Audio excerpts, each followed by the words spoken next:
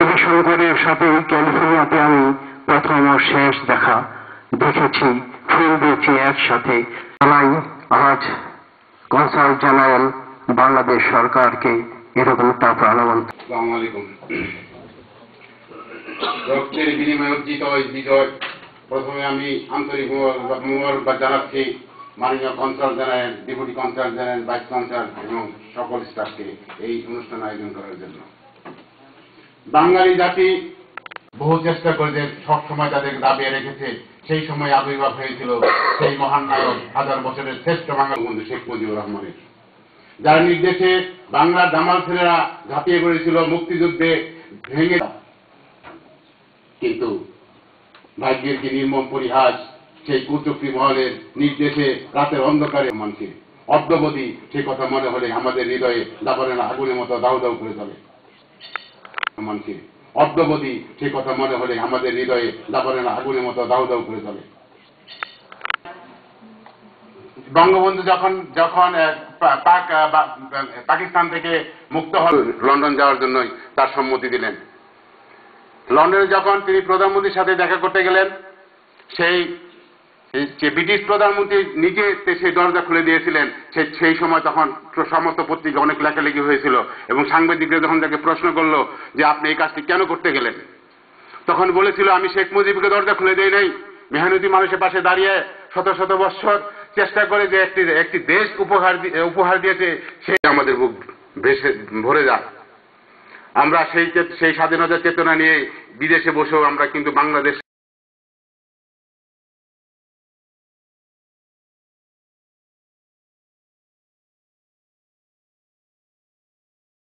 উপলক্ষে আমরা কথা বলি, কিন্তু আমি একটু ট্র্যাকের বাইরে যেতে হচ্ছে।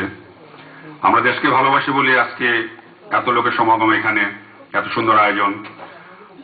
আমরা যারা প্রবাসে আছি আমরা দেশকে কন্টিনিউ ফিল করি, দেশের প্রতি আলাদা একটা টান, আলাদা একটা মায়া।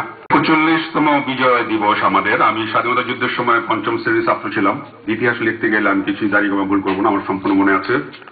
এরপরে আমরা দোয়া করব এবং তারপরে কিছু আপ্যায়নের ব্যবস্থা আছে, তারপরে একটা সঙ্গীত অনুষ্ঠান আছে। ভালো, আশা করি আপনারা থাকবেন সবাই।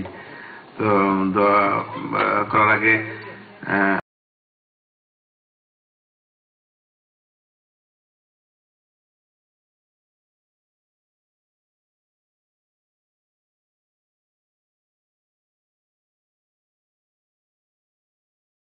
শুকিয়ে গেছে, ঝরে পড়েছে লতাটা, মার চোখে শিশির ভোর, স্নেহের রোদ ভিটে ভেজেছে। ধন্যবাদ। মার চোখে শিশির ভোর, স্নেহের রোদ ভিটে ভেজেছে। ধন্যবাদ। মনে মনে আমরা একটু ধ্যানস্থ হই, আল্লাহর দিকে একাগ্রচিত্ত হই এবং দোয়া করি।